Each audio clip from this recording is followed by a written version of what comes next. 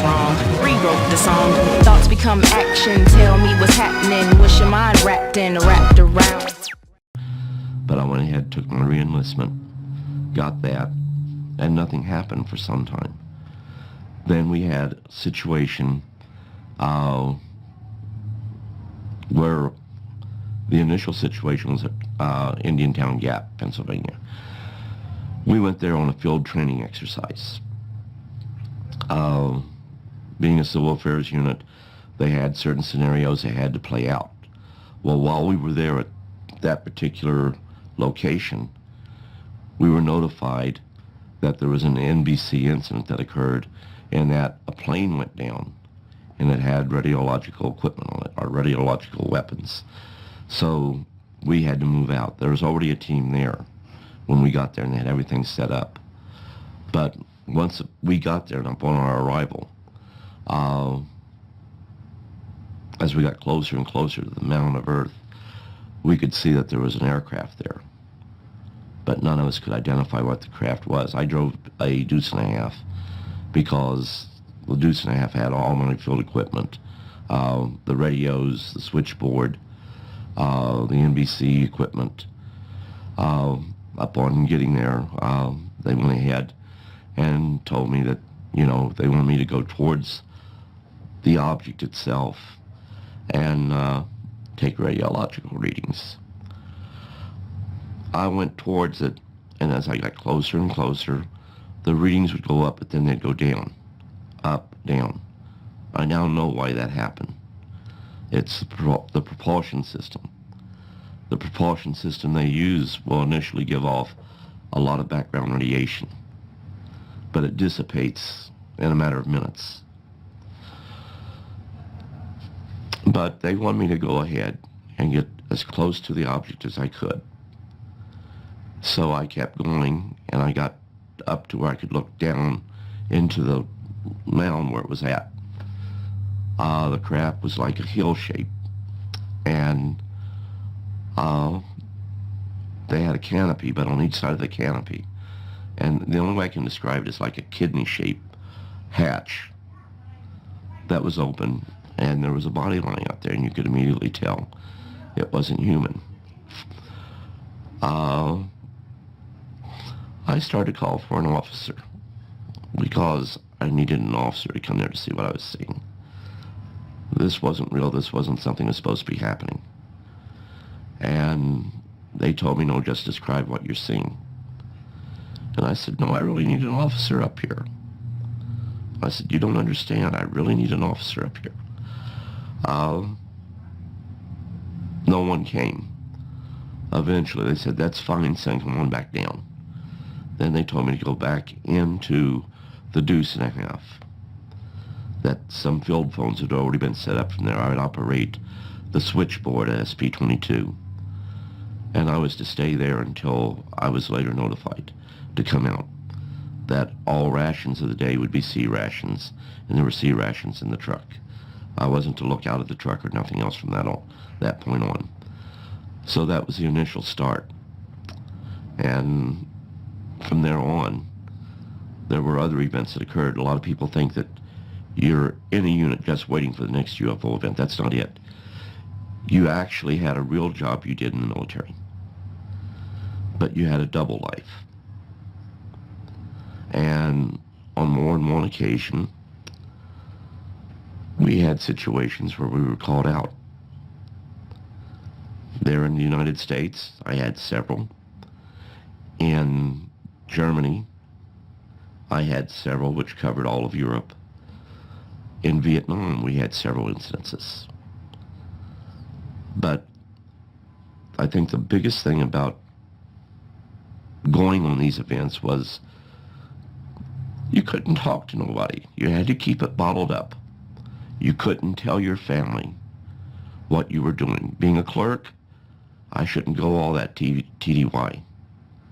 I shouldn't be gone for weeks, months at a time.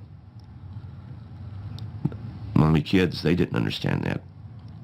And just this last month, I went on vacation, and my two sons were throwing it up to me about, Dad, you missed out on a lot of vacations with us. I tried to explain to them it wasn't because I didn't want to be there. But I've already told them events that happened.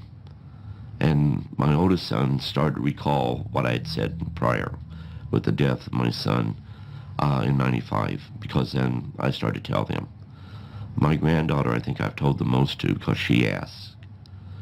And she really took an interest in what I was saying about what happened.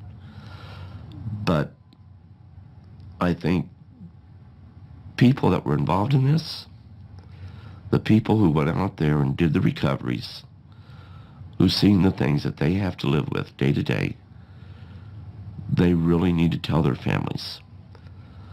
I got disillusioned with it when I found out the things we were doing to people. I got disillusioned with it when I found out, knowing the truth, we would cause people to lose their families, lose their jobs, and at times they would even take their lives. And to me, there was nothing right about this. What purpose can it serve by telling these people who've had these events, who actually were the response people who went to these locations where these events took place, to try to tell them that there's a prosaic explanation when they knew better? But the end result, they're traumatized and there isn't no help out there. If you go and tell somebody about a UFO event or experience you had, immediately your sanity comes into question. Immediately, people question your integrity. And that's what these people have to deal with. So what do? You bottle it up and you say nothing. That's the safe thing. But it really isn't safe because it comes back to haunt you. So right now what I would like is for people who have been out there, who have been involved in this, to tell their families what they were involved with. I had an officer, and a lot of you people in the field know him. When I talked in Washington, D.C., he was involved in an incident. He came up and he asked me, how did they talk? I said, you heard them in your head. I said, it was just like you and I talking right now. And you thought you were hearing voices, but you heard them in your head. And I told him that during the event that you went through, you probably heard them say something like, do not be afraid, we are not going to harm you. Nothing bad is going to happen. But it is necessary we show what we could do if we were really here with hostile intent. He acknowledged that. He never told anybody, no one, about that, not even his family. And he acknowledged, yes, that's exactly what happened, and I've never told no one. And I said, what are you going to do about it? And he said, I'm going to go home, hug my wife, tell her I love her, and tell her what happened. And to the best of my knowledge, there's a couple of people who in the field that know about that, but they've never reached the name of that person. And that's the way it needs to be. It's up to that individual to come forth and tell what really happened, the rest of the story. I tell you I've seen a UFO. I tell you that we made a report about it, that certain things happened. I can be comfortable with that. And you can accept that, whether you believe in extraterrestrials or not.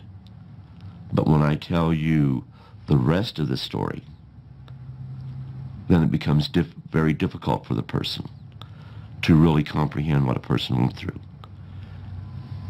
Also, it becomes very difficult for the person who has decided to come out of the closet, so to speak, and state that for 20 plus years I was involved in a program involving the recovery of crashed UFOs and debris thereof. Crashes are very rare, very rare. The recovery of debris or items left behind are not so rare. to be sure, they're pretty common. A person that's involved in an incident one time, as this person was, it becomes very difficult for them to tell the whole story, even when they want to. But there are those, in order to have peace of mind, starting with family, they need to tell. And I guess that's the message I want to get out.